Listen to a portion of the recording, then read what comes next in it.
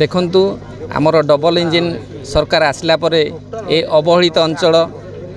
आमर गौणीघसा पंचायतर आलुतुमा ग्राम रे जोटा कि लोक मानकर गमनागमनर बहुत असुविधा थिला। आज आम 3 गोटी रास्ता जोटा कि आमर एठू आरंभ है खड़ी खमड़ू चतुर्साई एटा 3.3 किलोमीटर पुणी चतुर्साई आमर दुर्गा साई सेटा है 2.2 किलोमीटर आ दुर्गा साई आ गोटे आलुतुमा को कनेक्शन हम जोटा कि 4.3 किलोमीटर ये 3 गोटी रास्तार आज शिलान्यास करागला एवं आगामी दिन में मु भावुची निहाती भाव में ये अंचल लोक मैंने सहजरे एवं सुरुखुरे गमनागमन करें एवं यह सहित आगामी दिन में केवल जे ये अंचल नुह छाला कोई निर्वाचन मंडली रे कौन सी गाँ को कौन सी पड़ा को जमितिया गमनागमनर लोक मैंने असुविधा नहेबे से आम मुझे सचेतन अच्छी सरकार पाखरे से वार्ता नहीं पहुँचेबी एवं आगामी दिन में आमर सेचुरेशन मोड रे तेलकोई निर्वाचन मंडल सबू गाँ को सबू पड़ा को रास्ता घाटर व्यवस्था हो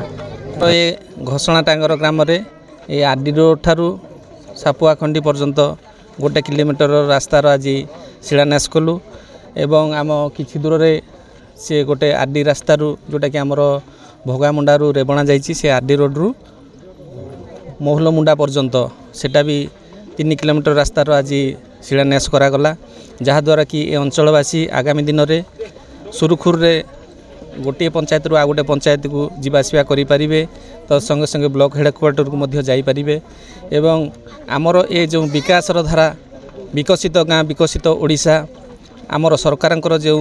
उद्यम रही आगामी दिन में सारा अंचल ए जिलू आरंभ कर सारा राज्य में सबुआड़े बलवत्तर रहिबो। आज आम ये तेलकोई निर्वाचन मंडली रे ए हरिचंदनपुर पंचायत आज टोटाल 5 गोटी कार्यक्रम शिलान्यास करागला एवं आगामी दिन में आहरी बहुत अंचल को एमतिया सब रास्ता घाट पानी बिजुली एवं मोबाइल टावर परी अनेक किछि योजना रही दुर्गम अंचल लोक मानकर जो सब मौलिक सुविधा गुड़िक अच्छी ताहा निश्चिंत भाव में बहुत शीघ्र यथाशीघ्र पाखे पहुँची दि जापर। भारतीय जनता पार्टी मो जंगीरा मंडल साधारण संपादक आज प्रथमे विधायक महाशय एवं सांसद महाशय जंगीरा मंडल पिठागुड़ा ठारे एक गोटे भित्तिप्रस्तर स्थापन कार्यक्रम से गोटे सापुआ